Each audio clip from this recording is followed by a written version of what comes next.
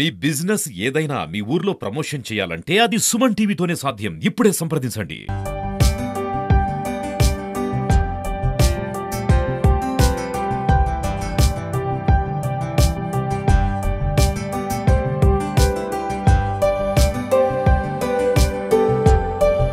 నమస్తే, welcome to Suman TV Siddipet. ఆవిడ చేస్తే లాస్యం, ఆయన చేస్తే తాండవం. ఆ ఆది దంపతులు నాట్యానికి మూలం. మరి ఈరోజు సిద్దిపేట పట్టణంలో శాస్త్రీయ నృత్యాన్ని నేర్పిస్తూ ఎంతోమంది విద్యార్థులకు తన కళని చాలా మందికి పంచుతూ నాట్య మయూరాల్ని తయారు చేస్తున్న డాక్టర్ భవానీ మేడం దగ్గర ఈరోజు మనం ఉన్నాం. సాక్షాత్తు అమ్మవారిలా కనిపిస్తున్నారు మేడం. నమస్తే మేడం. నమస్తే మేడం, మీరు ఈ నాట్యంలో మీ మొదటి అడుగు ఎప్పుడు పడింది? ఏ వయసులో స్టార్ట్ చేశారు? నమస్కారం, నేను doctor Bhavani Vijay, Sri Bhavani classical dance academy. నాట్యం గురించి నిజంగా చెప్పాలంటే మీరు రావడం ఫస్ట్ అంటే సుమన్ టీవీ అంటే నాకు ఒక మంచి ప్రత్యేకమైన అభిమానం. తర్వాత ఈ రోజు ఇక్కడికి వచ్చినందుకు మీకు స్వాగతం, వెల్కమ్. నేను డాన్స్ అయితే చిన్నప్పటి నుండి అంటే నాకు తెలియకుండానే ప్రతి సాంగ్ కి డాన్స్ చేయడం అనేది చిన్నప్పుడు 5 సంవత్సరాల నుండి కూడా నేను డాన్స్ చేయడం జరుగుతుంది. కానీ గురువు దగ్గర నాట్యం నేర్చుకోవడం స్టార్ట్ చేసింది నేను 9 years ఉన్నప్పుడు స్టార్ట్ చేశాను నేను. సో అక్కడి నుండి డాన్స్ లో ఎన్నో మెలకువలు నేర్చుకున్నారు. అవే మళ్ళీ ఇప్పుడు విద్యార్థులకు కూడా నేర్పిస్తున్నారు. మీరు నేర్చుకున్నప్పుడు గురువులు మీకు బోధించిన విధానం ఇప్పుడు పిల్లల్ని ఆ విధంగా టీచ్ చేయడం అంటే అంత ఈజీ కాదు. సో ఎలాంటి తేడాలు గమనిస్తున్నారు మీరు? అంటే నిజానికి అప్పుడు గురువులకి ఇప్పుడు అంటే భయం భక్తి లేదని నేను చెప్పను, కానీ అప్పుడు మనం చిన్నగా ఉండేటప్పుడు గురువులు అంటే ఒక ప్రత్యేకమైన భక్తి భావం అనేది ఉండేది. కాబట్టి అదే విధంగా నేర్చుకున్నాం కాబట్టి దీన్ని ఇక్కడి వరకు కాపాడగలిగినాము అనేది నేనైతే అనుకుంటాను. అప్పుడైతే మా గురువులు చాలా ఓపికగా నేర్పేవాళ్ళు. అప్పుడు మేమైతే ఏకాగ్రతగా అంటే ఎక్కువ సేపు ప్రాక్టీస్ చేయడం వల్లనో ఏమో అంత పెద్దగా మేము ఈ రోజు చేద్దాంలే రేపు చేద్దాంలే అని మేము ఎప్పుడు కూడా అనుకోలేదు. ఎప్పుడైతే గురువు గారు చెప్పిన స్టెప్ ఏదైతే ఉందో అది కంప్లీట్ గా నేర్చుకున్న తర్వాతనే ఇంటికి వెళ్లే వాళ్ళం. కాబట్టి మా గురువు గారు కూడా చాలా వినయంగా, చాలా ఏమంటారు విద్యార్థుల పైన చాలా భక్తి శ్రద్ధలతో అంటే ఒక తపస్సు లాగా నేర్పించడం జరిగింది. అదే మేము నేర్చుకోవడం జరిగింది. చాలా అదృష్టంగా భావిస్తాను నేనైతే. మేడం, ఇప్పుడు మీ దగ్గరికి చిన్న పిల్లలు వస్తూ ఉంటారు, అదే విధంగా పెద్దవాళ్ళు కూడా వర్కింగ్ ఉమెన్స్ కూడా వస్తున్నారు, చాలా ఇంట్రెస్ట్ గా వచ్చి నేర్చుకుంటున్నారు.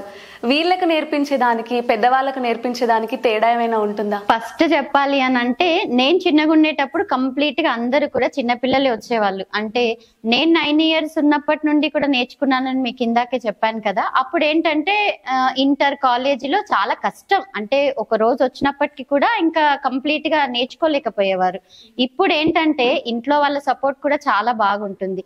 నేను నేర్చుకునేటప్పుడు ఫీజే కావచ్చు, తర్వాత డాన్స్ పైన అవగాహన లేకపోవడమే కావచ్చు, అప్పుడు అంతంత మాత్రంగానే ఉండే. కానీ ఇప్పుడు చిన్నారుల అదృష్టం ఏంటి అని అంటే చాలా తల్లిదండ్రుల దగ్గరుండి మరి టైం టు టైం తీసుకురావడం, తీసుకెళ్లడం, ఇంకేదైనా దూరం ఉన్న ఇంటి నుండి రావాలంటే గనక ఇక్కడే వెయిట్ చేసి మరి 1.5 క్లాస్ తీసుకొని వెళ్తున్నారు. చాలా హ్యాపీగా ఉంది. అప్పుడు ఉన్న హ్యాపీ అదొక సంతోషం, ఇప్పుడు కూడా చాలా చాలా హ్యాపీ. ఫస్ట్ పేరెంట్స్ కి కృతజ్ఞతలు చెప్పాలి, ఎందుకంటే మన ట్రెడిషనల్ డాన్స్ ని పిల్లలకు నేర్పించాలి అని ఎంత దూరం నుండో ఇక్కడికి తీసుకొచ్చి నేర్పిస్తున్నారు. కాబట్టి చాలా చాలా హ్యాపీగా ఉంది. చిన్నారులు కూడా చాలా ఇంట్రెస్ట్ గా నేర్చుకుంటున్నారు. సో మేడం, మీ దగ్గరికి ఇప్పుడు కొంతమంది డాన్స్ ని కొద్ది రోజులుగా నేర్చుకుందాం ఆపేద్దామని కొంతమంది వస్తుంటారు, కొంతమంది డాన్స్ లో ఏదో సాధించాలి అన్న పట్టుదలతో కూడా వస్తుంటారు. అట్లాంటి వాళ్ళకి ఫ్యూచర్ లో మీరు ఈ డాన్స్ ఏ విధంగా ఉపయోగపడుతుందంటే ఏం చెప్తారు?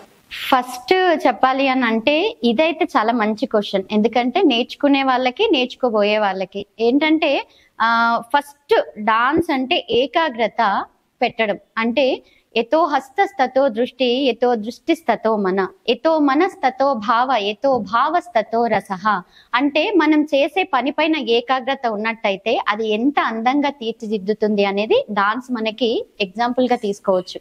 వాళ్ళు ఏకాగ్రత పెడితే చదువు పైన పెట్టొచ్చు. లాస్ట్ కి ఆ శ్లోకం ఎవరు నేర్చుకున్నా కూడా చేసే పని పైన మనకి ఏకాగ్రత పెరుగుతుంది. కాబట్టి ఇప్పుడు కూడా పిల్లలు ముద్రలు, శ్లోకాలు, దీంట్లో మెలకువలు అన్ని నేర్చుకుంటున్నారు. కాబట్టి ఫస్ట్ వాళ్ళకి యూజ్ అయ్యి చదువు పైన ఏకాగ్రత, కాన్సన్ట్రేషన్ చేయడానికి చాలా చాలా హెల్ప్ అవుతుంది. తర్వాత తల్లిదండ్రులు కోరుకునేది ముఖ్యంగా ఏంటంటే ఆరోగ్యం. కాబట్టి పిల్లలకి క్లాసికల్ డాన్స్ లో రైట్ ఏదైతే చేస్తామో లెఫ్ట్ అదే చేస్తాము. బ్యాలెన్సింగ్ కావచ్చు, స్టెప్స్ కావచ్చు, ఫుట్ వర్క్ కావచ్చు, అవన్నీ కూడా ఆరోగ్యంతో పాటు ఏకాగ్రతతో పాటు ఒక మంచి గుర్తింపును కూడా క్లాసికల్ డాన్స్ తీసుకొస్తుంది చిన్నారులకి. మేడం, ఇప్పుడు మీరు ఒక అకాడమీ కూడా నడిపిస్తున్నారు పిల్లలకి నేర్పించడం కోసం. ఇది ఎన్ని ఇయర్స్ నుంచి కొనసాగుతుంది? అంటే నేను ఫస్ట్ లో చిన్నగా స్టార్ట్ చేసిన academy Sri Bhavani classical dance academy అనేది 5గురితో ప్రారంభమయ్యింది. ఇప్పుడు ఒక 500 మంది చిన్నారులు నేర్చుకోవడం జరుగుతుంది. కానీ 500 చిన్నారులకి ఒకటే టైంలో ఈ క్లాస్ లోనే చెప్తారా అని అంటే అది కూడా మీకు నేను క్లారిటీగా చెప్తాను. అయితే వారానికి 2 రోజులు వచ్చే వాళ్ళు ఉంటారు, వారానికి 3 రోజులు వచ్చే చిన్నారులు ఉంటారు. కానీ ప్రతి ఒక్క పేరెంట్ కూడా ప్రతిరోజు క్లాస్ కి చిన్నారిని పంపించడం జరుగుతుంది. 2 క్లాస్ రూమ్స్ ఉంటాయి, 4 అసిస్టెంట్ టీచర్స్ ఉంటారు. సో వాళ్ళకి ఎగ్జామ్స్ ఉన్నప్పటికీ కూడా ఎప్పుడు నాతో పాటే ఉంటూ మా బావగారి కూతురు నేను లేకున్నా కూడా తను సహాయక గురువుగా కూడా ఇక్కడ క్లాసెస్ తీసుకుంటున్నారు. సో ఎవ్రీడే ఉంటుంది. ప్రతి క్లాస్ లో కూడా 45 మెంబర్స్ ఉంటారు. అయితే కరోనా తర్వాతనే మనం కరోనా నుండి బయటపడిన తర్వాతనే డిస్టెన్స్ ను మెయింటైన్ చేయడం ఉంటుంది. కానీ క్లాసికల్ డాన్స్ అనేది ఎంత దగ్గరికి ఉంటే అంత పర్ఫెక్ట్ గా నేర్చుకుంటారు. కాబట్టి ఎందుకంటే సమభంగిమ అనేది అరమండిలో నిల్చొని చెయ్యడం కావచ్చు, తగ్గడం అనడం కావచ్చు, అవన్నీ కూడా ఎంత దగ్గరగా ఉంటే అంత అందమైన డాన్స్ నేర్చుకుంటారు. ఇక్కడ ఒక 45 మెంబర్స్ చిన్నారులు నేర్చుకుంటారు. ప్రతి బ్యాచ్ లో కూడా 45 మెంబర్స్ ఉంటారు. ఎప్పుడు ఇక్కడ నేర్చుకున్న చిన్నారులు ఎప్పుడు కూడా వస్తుంటారు, ప్రోగ్రామ్స్ ఉన్న పార్టిసిపేట్ చేస్తారు. మేడం, ప్రోగ్రామ్స్ అనగానే గుర్తొచ్చింది, చిన్న చిన్న పిల్లల్ని కూడా మీరు పేరెంట్స్ లేకున్నా కూడా మీ దగ్గరుండి మీరే ఒక పేరెంట్ లాగా వాళ్ళని తీసుకెళ్తూ ఉంటారు. మన తెలంగాణ రాష్ట్రం దాటి కూడా వెళ్తుంటారు. అటువంటి సందర్భంలో పిల్లల్ని మెయింటైన్ చేయడం అనేది చాలా పెద్ద టాస్క్. మీకు చాలా ఓపికతో వాళ్ళను మెయింటైన్ చేస్తూ ఉంటారు. అట్లాంటి టైంలో వాళ్ళని ఏ విధంగా చూసుకుంటారు మీరు? అంటే ఫస్ట్ చెప్పాల్సింది ఏంటంటే మదర్ నిజానికి పాపని ఎవ్వరికి నమ్మము ఎవరమైనా కూడా. ఇంకా డాడీ లేదులే తను వెళ్ళొస్తుంది వెళ్ళగలుగుతుంది అని చెప్పినప్పటికీ కూడా మదర్ కి ఒక భయం ఉంటుంది, అరే అంత దూరం వెళ్తున్నారు 2-3 డేస్ వెళ్లాల్సి వస్తుంది అని. కానీ నా పైన నమ్మకంతో చిన్నాళ్ళని నాకు అప్పచెప్పినప్పుడు, అందుకే నేను ముఖ్యంగా చెప్తున్నాను, నాకు 2 బాబులు, ఆ బాబులను కూడా తీసుకెళ్లకుండా, ఎందుకంటే నేను నా పిల్లలను చూసుకోవడానికి టైం స్పెండ్ చేయాల్సి వస్తుంది అని చెప్పేసి నా పిల్లలను కూడా తీసుకెళ్లకుండా నేను పిల్లలతోటే ఉండడం జరుగుతుంది. నా అదృష్టమేమో, కానీ ఏ చిన్నారి కూడా చెప్పిన దానికి రివర్స్ గా ఎవ్వరు చెయ్యరు. అంటే భవానక్కకి ఎప్పుడు కోపం వస్తుంది, ఎలా చేస్తే నచ్చుతుంది అనేది చిన్నాళ్ళందరికీ తెలుసు. కాబట్టి ఆ తర్వాత అందరి పేరెంట్స్ రారు అని కాదు, నేను వాళ్ళకి కూడా రమ్మని చెప్తాను, వస్తారు. అంటే 10 మెంబర్స్ స్టూడెంట్స్ పార్టిసిపేట్ చేస్తే 6 మెంబర్స్ వస్తారు. 4 మెంబర్స్ జాబ్ల వల్ల కావచ్చు, సో అనివార్య కారణాల వల్ల రాలేరు. వాళ్ళని చాలా కేర్ గా చూసుకుంటాను. వాళ్ళు కూడా నాతో చాలా ప్రేమగా ఉంటారు. మేడం, మీరు పిల్లలకి ఈ నాట్యం పట్ల చాలా అవగాహన కల్పిస్తుంటారు. అదే టైంలో హెల్త్ బెనిఫిట్స్ కానీ, నాట్యం చేస్తే ఏ విధంగా ఉంటుంది, దాంతోపాటు బిహేవియర్ అది కూడా నేర్పిస్తూ ఉంటారు. చాలా చక్కగా వాళ్ళకి వర్ణిస్తూ ఉంటారు. సో అట్లాంటప్పుడు ఏమేమి వాళ్ళకి చెప్తూ ఉంటారు, ఎలా ఉండాలి అనేది? అంటే చిన్నగా ఉండేటప్పుడు మనం స్కూల్కి వెళ్ళాలనుకున్నా కూడా వాకిలు ఉడవడం కావచ్చు, గిన్నెలు కడిగేసి వెళ్ళడం, లేకపోతే మమ్మీ బట్టలు పిండుతుంటే మనము ఎండేయడం కావచ్చు, తీసుకురావడం, ఫోల్డ్ చేయడం, అట్లాంటి మమ్మీలకు చాలా హెల్ప్ చేస్తుండే. ఇప్పుడు చిన్నాళ్ళకి ఏంటంటే స్కూల్ టైమింగ్సే కావచ్చు, తర్వాత అన్ని వారు ఇంకా కొంచెం మనం గారాబం ఎక్కువ అయ్యే కావచ్చు, చిన్నాళ్ళకి ఎలాంటి అంటే హోంవర్క్ చేస్తుంది కదా, ఇంకా ఫోన్ చూస్తుంది కదా, టీవీ చూస్తుంది కదా, అలసిపోయి వచ్చింది కదా అని. నిజానికి చెప్పాలంటే గురువులు చెప్పేది ప్రతి ఒక్కటి మన చిన్నారి కోసమే. అంటే ఏ గురువైనా కూడా కలిపి వండుతాడు, వడ్డిస్తాము మదర్ లాగా, కానీ నోట్లో పెట్టగలుగుతాము, నవిలి మింగాల్సింది వాళ్ళే అని పేరెంట్స్ గనక గట్టిగా గుర్తు పెట్టుకుంటే చిన్నారికి ప్రతి ఒక్క వర్క్ నేర్పిస్తారు. నేను ఇక్కడ ఏం చెప్తానంటే, చిన్నప్పుడు నేను ఏదైతే కొన్ని చిన్న మిస్టేక్స్ చేశానో అది మీరు చెయ్యకండి. ఎందుకంటే అప్పుడు నేను కూడా అప్పుడప్పుడు అనిపించేది, మమ్మీకి చాలా కాళ్ళు ఆగుతున్నాయి, నేను ఇంక ఇప్పుడు ఏం చెయ్యను అని రెస్ట్ తీసుకోవాలని ట్రై చేసేదాన్ని. అప్పుడు ఇంకా నాకు ఇప్పుడు అనిపిస్తుంటది, అరే మమ్మీకి నేను అప్పుడు ఏం చేయలేకపోయినా అని. అందుకే నేను ఏం చెప్తాను ప్రతి చిన్నారికి, మీ పని మీరు చేసుకోవడం, అంటే కబోర్డ్ సర్దుకోవడం కావచ్చు, ఇల్లు క్లీన్ చేసుకోవడం కావచ్చు, కడపలు కడగడం కావచ్చు, మీ పని మీరు చేసుకోండి నాన్న అని చెప్తాను. చిన్నాళ్ళు కూడా చక్కగా అలాగే ఇంట్లో కూడా చేస్తారు. నేను చాలా హ్యాపీ అవ్వాల్సింది ఏంటి అంటే, పేరెంట్స్ కూడా కాల్ చేస్తారు, మేడం మీరు చెప్పారంట పాప చాలా యాక్టివ్ గా ఉంటుంది ఇంట్లో అని. కొన్ని ఇయర్స్ నుంచి కూడా నేర్చుకుంటున్నటువంటి స్టూడెంట్స్ ఉన్నారు, దాదాపు 10 సంవత్సరాల నుండి నేర్చుకుంటున్నటువంటి స్టూడెంట్స్ కూడా ఉన్నారు. అలా మెయింటైన్ చేయడం అంటే నిజంగా చాలా గొప్ప విషయం. అట్లాంటి స్టూడెంట్స్ తో మళ్ళీ క్లాస్ చెప్పించడం అలాంటిది కూడా జరుగుతుంది. మీరు కరెక్ట్ గా అడిగారు. 10 years అంటే వాళ్ళు కరోనాలో 2-3 years రాకపోయినా, వాళ్ళ చదువు వల్ల రాకపోయినా కూడా, అంటే ఏ క్లాసెస్ అంటే ఒక 6 years రెగ్యులర్ స్టూడెంట్ 10 years లో రెగ్యులర్ గా 6 years వచ్చినప్పటికీ కూడా వాళ్ళు క్లాసెస్ కూడా తీసుకుంటారు. నా దగ్గర అసిస్టెంట్ టీచర్ గా కూడా చేస్తున్నారు. వాళ్ళు సెపరేట్ గా క్లాస్ పెట్టుకోవాలి అని అంటే నా పైన కాకుండా, ఇప్పుడు నేను వెళ్ళలేను వాళ్ళ క్లాస్ కి, అట్లా కాకుండా వాళ్ళు చదువు కంప్లీట్ అయిన తర్వాత వాళ్ళకు కూడా స్పెషల్ క్లాసెస్ పెట్టాలి అని ప్రతిరోజు వాళ్ళకి చెప్పడం జరుగుతుంది. కానీ చిన్నారులక్క మీరున్న దగ్గరే మేము ఉంటాము అని నా అకాడమీలోనే క్లాసెస్ తీసుకుంటున్నారు. కానీ భగవంతుని ఒకటే కోరుకుంటాను, సో వాళ్ళ మ్యారేజ్ అయినప్పటికీ కూడా వాళ్ళ హస్బెండ్ కానీ వాళ్ళ ఫ్యామిలీ సపోర్ట్ చేసి వాళ్ళు ఒక డాన్సర్ గా గుర్తింపు తెచ్చుకోవాలి, అకాడమీ పెట్టుకోవాలని మనస్ఫూర్తిగా నేను ఎవ్రీడే కోరుకుంటా. పేరిణి అనేది మన తెలంగాణ ఆర్ట్ ఫామ్. పేరిణితో పాటు ఇంకే నాట్యం నేర్పిస్తారు? నేను చిన్నగున్నప్పుడు ఆంధ్ర నాట్యం అంటే ఆలయాలలో చేసే నాట్యం నేర్చుకోవడం జరిగింది. తర్వాత పేరిణి శ్రీనివాస్ గారి దగ్గర నేర్చుకున్నాను నేను. దాని తర్వాత అనివార్య కారణాల వల్ల గురువు గారు ఇక్కడ లేకపోవడం, తర్వాత కొన్ని రోజుల ప్రోగ్రామ్స్ ఇచ్చి సార్ దగ్గరనే నేను సహాయక గురువుగా కూడా చేశాను. అంటే నా దగ్గర ఇప్పుడు ఎలా ఉన్నారో మా గురువు గారి దగ్గర కూడా అలానే ఉన్నాను. వీలైనంత వరకు సార్కి ఎంత వరకు అయితే వచ్చో అంతవరకు కూడా నాకు చాలా బాగా నేర్పించారు. దాని తర్వాత డాన్స్ మీద ఉన్న ఇంకా ఇంట్రెస్ట్, ఇంకా నేర్చుకోవాలి అన్న ఉద్దేశంతో నేను మ్యారేజ్ అయిన తర్వాత భక్త రామదాస్ యూనివర్సిటీలో పవన్ కుమార్ మాస్టర్ దగ్గర నేను నాట్యం, ఇప్పుడు కూడా ఇంకా నేను స్టూడెంట్ గానే ఉన్నాను. పేరిణిలో కూడా నేను సర్టిఫికేట్ కోర్స్ చేసి ఉన్నాను, ఆంధ్ర నాట్యంలో కూడా సర్టిఫికేట్ కోర్స్ చేసి ఉన్నాను. కూచిపూడి కూడా నేను నేర్పించగలుగుతాను. అంటే దాంట్లో నేను కోర్స్ అయినప్పటికీ కూడా నేను చిన్నారులకు ఏవైతే ఉన్నాయో గురువుల ద్వారా నేర్చుకుంటూ నేను చిన్నారులకు నేర్పించడం జరుగుతుంది. మేడం, రీసెంట్ గా మీరు డాక్టరేట్ కూడా అందుకున్నారు. అది చాలా హ్యాపీ. అంటే నిజానికి అది చదువు వల్ల లేదంటే ఇంకేదన్నా అర్హత వల్ల కాకుండా కేవలం నాట్యంలో రావడం, అంటే నేను నాట్యంలో చేస్తున్నటువంటి సేవలకి నాకు గుర్తింపు వచ్చి నన్ను వెతుక్కుంటూ వచ్చి ఇవ్వడం అనేది చాలా సంతోషకరం. ఇంకా చెప్పాలంటే నేను ఇంకా చాలా చెయ్యాల్సింది ఉంది. ఇంకా నేను చదువుకోవాలి, డాన్స్ లో ఇంకా మెలకువలు నేర్చుకోవాలి. అలాగే ఎప్పుడు కూడా అంటే నా కంఠంలో ప్రాణం ఉన్నంత వరకు కూడా నేను ఇంకా స్టూడెంట్ గానే భావిస్తాను. ఇంకా నేర్చుకునేవి ఉన్నాయి.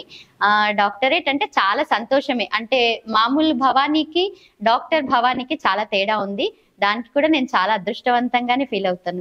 డాక్టరేట్ కి ముందు డాక్టర్ భవానీ ఇప్పుడు వింటున్నారు, ఏమైనా తేడా అనిపిస్తుందా? చాలా మేడం. అంటే అంతకు ముందు భవానీ అని అంటే క్లాస్ చెప్తారు, ప్రోగ్రామ్స్ ఇస్తారు అంతవరకు. కానీ ఇప్పుడు బాధ్యత పెరిగింది. అంటే ఆ డాక్టర్ కి ఉన్న ఆ వర్డ్ కోసం అన్నా మనం ఎక్కువ హార్డ్ వర్క్ చేయాలి.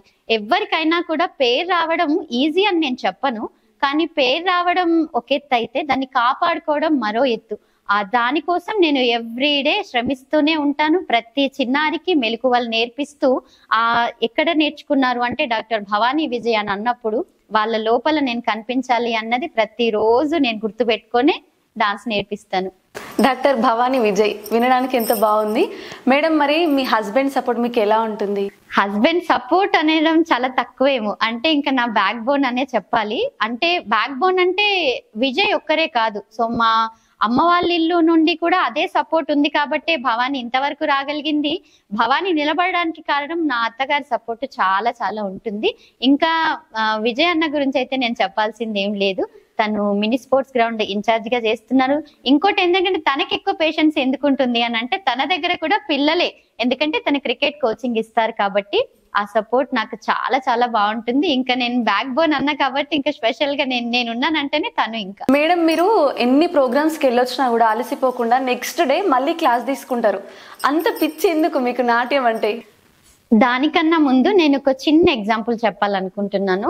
అంటే నేను చిన్నప్పుడు అంటే చాలా చిన్నగా ఉండేటప్పుడు నేను అంటే నాకు ఇన్స్పిరేషన్ ఎవరు అని అంటారు అంటే చాలా గురువులు. నిజానికి రీసెంట్ గా కూడా కరోనా తర్వాత హెల్త్ డిస్టర్బ్ అయినప్పటికీ కూడా మళ్ళీ కళాకృష్ణ మాస్టర్ గారు ఫోన్ చేసి, అమ్మ నీ దశావతారాలు నాకు చాలా బాగా నచ్చాయి, నువ్వు ఇంకా కూడా దీంట్లో ఏం చేయాలనుకున్నా నేను నీకు సపోర్టివ్ గా ఉంటాను అని చెప్పినప్పుడు, అంటే ఆ గురువు అంటే నాకు ఒక నటరాజ రామకృష్ణ గారిని నేను చిన్నప్పుడు కలవడం జరిగింది. కానీ గురువు గారి గురించి అప్పుడు తెలియకపోవడం వల్ల నేను మామూలు గురువుగా నేను చూసిన, అంటే వన్ టైం మాట్లాడిన ఆయన ఆశీర్వాదంతో నేను ఇక్కడ కూర్చున్నానేమో. తర్వాత నాకు కళాకృష్ణ మాస్టర్ గారు అంటే భగవంతుడి స్థానంలో ఉంటారు. తను ఫోన్ చేసి అమ్మ నువ్వు కంటిన్యూ చెయ్యాలి అని చెప్పినప్పుడు చాలా హ్యాపీగా అనిపించింది. ఆ డే నేను ఎప్పుడు కూడా మర్చిపోలేను. తర్వాత మీరు ఒకటి అడిగారు నన్ను, నేను చిన్నగా ఉండేటప్పుడు ప్రోగ్రామ్ కి వెళ్ళినాము, మా గురువు గారి ఆధ్వర్యంలోనే వెళ్ళాము. అప్పుడు ఏంటంటే ఎప్పుడు రెడీ అయిదాము, అప్పుడు ఫొటోస్ వీడియోస్ కూడా లేవు. మేము ఒక టెంపుల్ కి వెళ్ళినప్పుడు అక్కడ సేవకు వెళ్తుంటారు, అంటే మామూలుగా అందరూ వెళ్తుంటారు కదా, అలానే వెళ్ళినప్పుడు మాకు భోజనం పెట్టారు. భోజనం పెట్టినప్పుడు ఇంకా మనకి మామూలుగా పప్పుచారులు అవన్నీ కూడా మనకి అన్ని రకాల వెజిటేబుల్స్ వస్తుంటాయి. ఆ వెజిటేబుల్స్ వస్తున్నప్పుడు ఎంత నమిలి అక్కడ పెట్టినా కూడా సేవకు వచ్చే వాళ్ళు ఎంత భక్తి భావంతో క్లీన్ చేస్తున్నారు అని అంటే చాలా హ్యాపీగా అనిపించింది. తర్వాత ఒక లేడీ కూడా కాదు, ఒక సార్ అక్కడికి రావడం జరిగింది. నన్ను అడిగారు, అమ్మ మీరంట డాన్సర్లు అంట కదా, మీకోసం మేము ఫుడ్ ఆపాము అని చెప్పి. అంకుల్ మీరు అదంతా క్లీన్ చేస్తున్నారు కదా, మీకు అంతా ఏం అనిపిస్తలేదా అని చెప్పేసి నేను అడిగిన తనని. అడిగితే ఆయన సమాధానం చెప్పారు, ఏంటంటే అమ్మ మనం చేసేది ఫుడ్ క్లీన్ చేస్తున్నామా, వాష్రూమ్ క్లీన్ చేస్తున్నామా అనేది కాదు, ఏది చేసినా కూడా ఏకాగ్రతతోటి మన పని అంతా కూడా భక్తి శ్రద్ధలతో పెడితే అది పనిలాగా కాదు, ఒక యజ్ఞం లాగా చెయ్యాలి అని అన్నప్పుడు అది నా హార్ట్ కి చాలా చాలా టచ్ అయ్యింది. కాబట్టి నేను ఎక్కడికి వెళ్ళినా కూడా అది ఏదేమైనా కూడా వీలైనంత వరకు నా నుంచి ఎంత వీలైతే అంత దాని మీద మనసు పెడతాను. కాబట్టి ఇష్టం, కాబట్టి కష్టం అనిపించదు, అదే నా పిచ్చి. మేడం, నాట్యం అనగానే ఒక్క ముక్కలో చెప్పాలి అంటే ఏం చెప్తారు? నాట్యం అంటే ఒక్క ముక్కలో అని కాదు కానీ ప్రాణం, ప్రపంచం అనేది అందరికీ. మేడం నేను డాక్టర్ చేయాలనుకుంటున్నాను, డాన్సర్ కాదు. సో నేను టీచర్ అవ్వాలనుకుంటున్నాను, డాన్సర్ కాదు. నేను ఏది ఏమైనప్పటికీ మీరు ఏది అవ్వాలనుకున్నా డాన్స్ అనేది ఎక్స్ట్రా యాక్టివిటీ. దాంట్లో స్పెషల్ గా క్లాసికల్ డాన్స్ అనేది చేతులెత్తి నమస్కరించేలాగా మన గెటప్ అనేది ఉంటుంది. అంటే మన కట్టు బొట్టు మన సాంప్రదాయం ఉట్టి పడేలాగా ఉంటుంది. కాబట్టి ప్రతి ఇంట్లో కూడా అలాగే ఆదరణిస్తున్నారు. తర్వాత ఇంకొకటి ఏంటంటే చిన్నాళ్ళు ప్రతి ఒక్కరు క్లాసికల్ డాన్స్ నేర్చుకోవడం వల్ల, అల్లా ముఖ్యంగా అమ్మాయిలు నేర్చుకోవడం వల్ల మన సాంప్రదాయాలని మర్చిపోకుండా, మన సాంప్రదాయాలు ఏంటి, పురాణాలు ఏంటి, అవన్నీ కూడా నేర్చుకోవడానికి ఒక మంచి platform classical dance. Thank you madam, మీకు ఎంత బిజీ షెడ్యూల్ ఉన్నా కూడా మా కోసం టైం ఇచ్చారు, చాలా చక్కగా వివరించారు. Thank you madam. చూసారు కదండి, శాస్త్రీయ నృత్యం గురించి చాలా చక్కగా ఇప్పటి వరకు కూడా మనం డిస్కషన్ చేశాము. మరొక మంచి ఇంటర్వ్యూతో మీ ముందుకు వస్తాను. చూస్తూనే ఉండండి సుమన్ టీవీ సిద్దిపేట్. నమస్తే.